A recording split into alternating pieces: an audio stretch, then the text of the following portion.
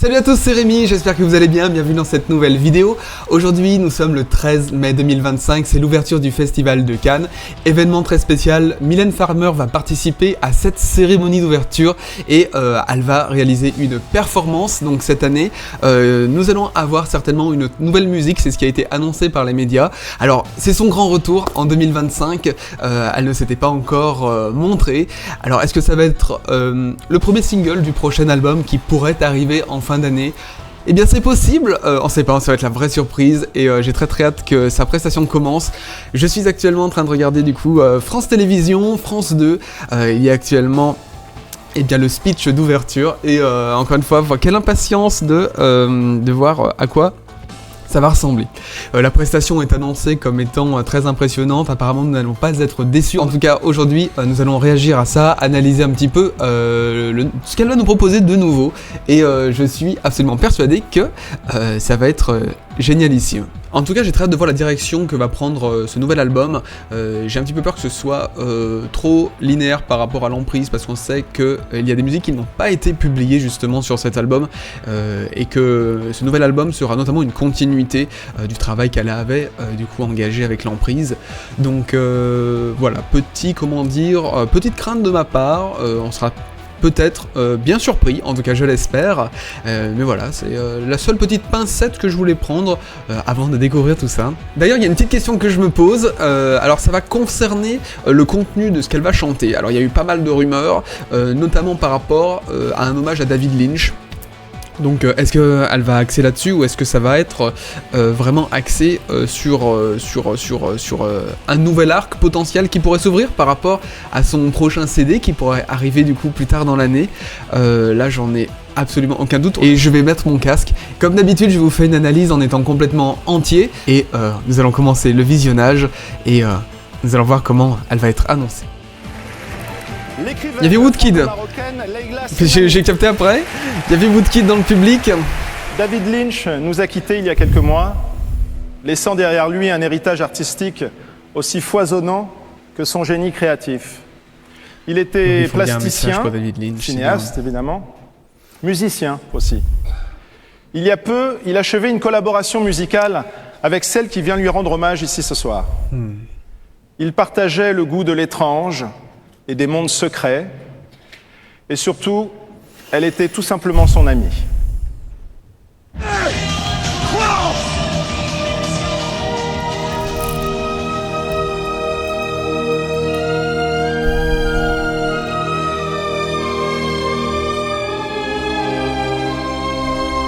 Des rêves d'ivresse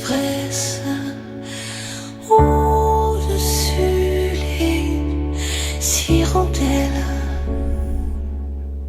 de chercher sans cesse dans le ciel, trouver l'amour. Moi je veux des vagues qui inondent mon âme, trouver la paix.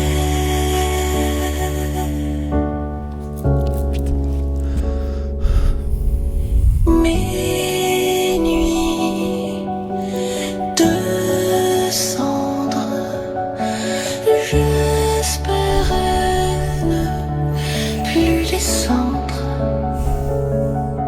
À deux pas, l'ivresse, m'éloigner de l'obscurité.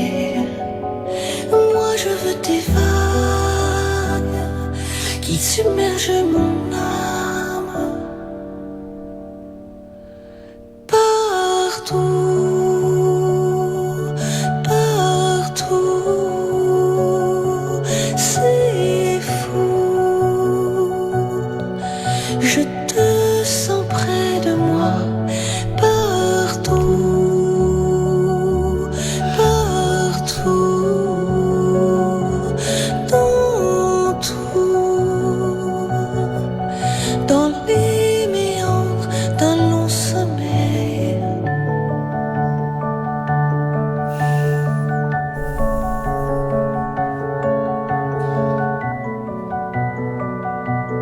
C'est son pianiste. C'est son pianiste. Partout, cicatrice en moi. Partout, je te sens près de moi. Partout, partout, je cours dans les méandres d'un long sommeil.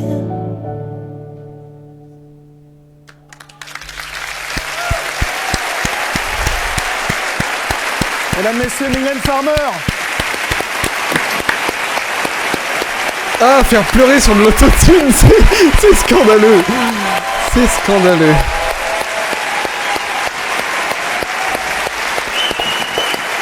Ah mon Dieu.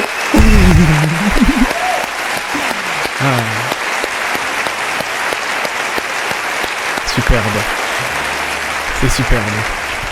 Bon alors attendez, parce que du coup on va essayer de commenter un petit peu cette vidéo là, cette performance je veux dire. Et j'ai été très agréablement du coup surpris de voir que Mylène était accompagnée du coup d'un piano et de quelques instruments.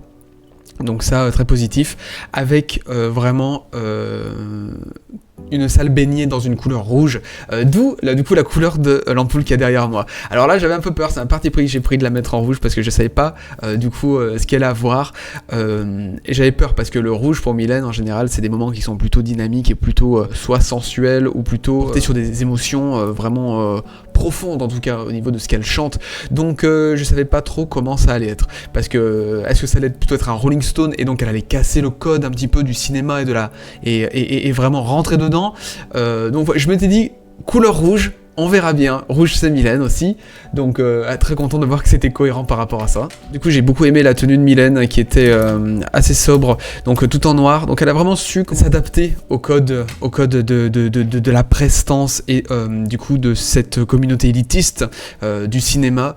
Et au niveau des ornements entre guillemets, donc Mylène elle a des bagues, elle a une très belle bague avec un énorme diamant à la main gauche, je ne sais pas si c'est un vrai mais en tout cas il est très très beau.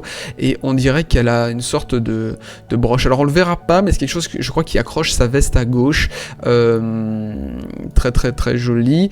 Ils ont joué sur de belles textures assez satinées sur le pantalon et sur le haut, avec un extérieur mat sur du coup la veste, et c'est très joli. Elle est arrivée avec comment dire, toute son humilité et toute sa poésie et tout son calme au final pour donner cette représentation absolument magique, et je trouve que c'est un défi qui est totalement relevé, et c'était un très très beau moment. Au niveau de la fin de la performance, on peut voir que le public applaudit, mais évidemment il reste extrêmement sobre, on n'a pas de standing ovation, un petit peu dommage, mais en tout cas elle a su faire l'événement sur internet, c'était gros buzz là, médiatique sur les différentes semaines.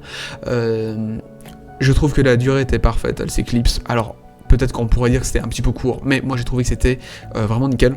La chanson est assez courte, donc vraiment très beau.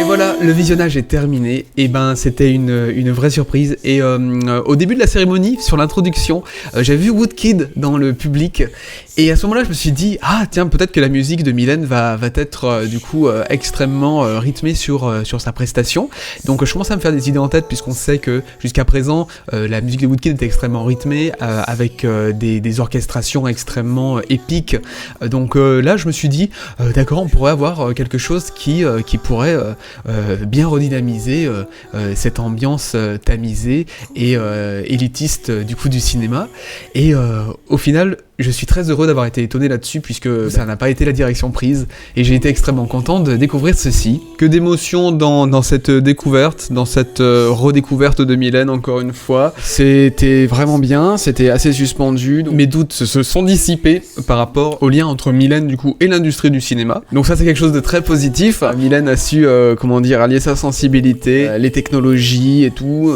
Elle a adopté un ton extrêmement futuriste sur sa voix, et je ne pensais pas que c'était possible de pouvoir automoduler une voix si cristalline. En fait, comme à chaque arc qui démarre, on aborde Mylène différemment. Elle change son look, elle change un petit peu la manière dont elle interprète ses morceaux. Et là, c'est encore une fois une représentation très réussie. Et je suis vraiment très heureux. Alors le dernier point d'analyse que je souhaite faire, c'est pour mettre en relief par rapport aux inquiétudes que j'avais pour l'emprise. J'avais peur de retrouver en fait un peu une V2, une extension de l'emprise. Donc ce n'est pas le cas, c'est beaucoup moins orchestral que l'emprise, c'est beaucoup moins brut, viscéral. Là c'est beaucoup plus planant, beaucoup plus soft, c'est beaucoup plus dans la poésie, dans quelque chose de beaucoup plus, comment dire, voluptueux que l'emprise. Alors que l'emprise, on est sur des sonorités par Woodkid qui sont beaucoup plus, comment dire, brutales. C'était vraiment la patte de l'emprise. Maintenant, on peut se poser la question de est-ce que cette musique sera sur l'album. C'est possible. Maintenant, je ne pense pas que cette musique était initialement prévue pour ça. Je pense qu'elle a été composée spécialement pour l'occasion. Alors je ne sais pas si on a des informations disponibles là-dessus, si ça peut se confirmer ou pas. Il y a une chose qui me vient en tête, c'est le charisme de Mylène. Et encore une fois, cette dualité entre sa pudeur extrême, avec son habit noir, cette carapace qu'elle a, cette apparence qu'elle adopte, qui est sublime, et de l'autre côté, la transparence de ses émotions.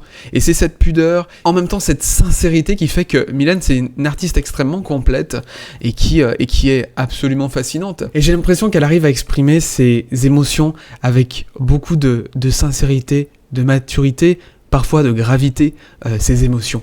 Et c'est quelque chose d'extrêmement puissant.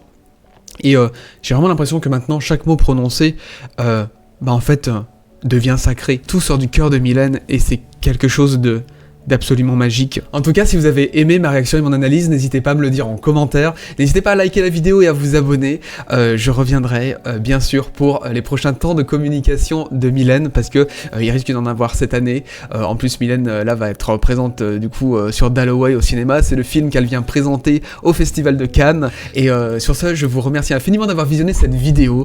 Je vous souhaite une belle semaine ou un bon week-end, tout dépend le moment où vous la regardez. En tout cas, j'ai été extrêmement heureux de découvrir cette petite surprise qui nous a été réservée avec vous. Et je vous remercie sincèrement d'avoir visionné cette vidéo et je vous dis à la prochaine. C'était Rémi, salut.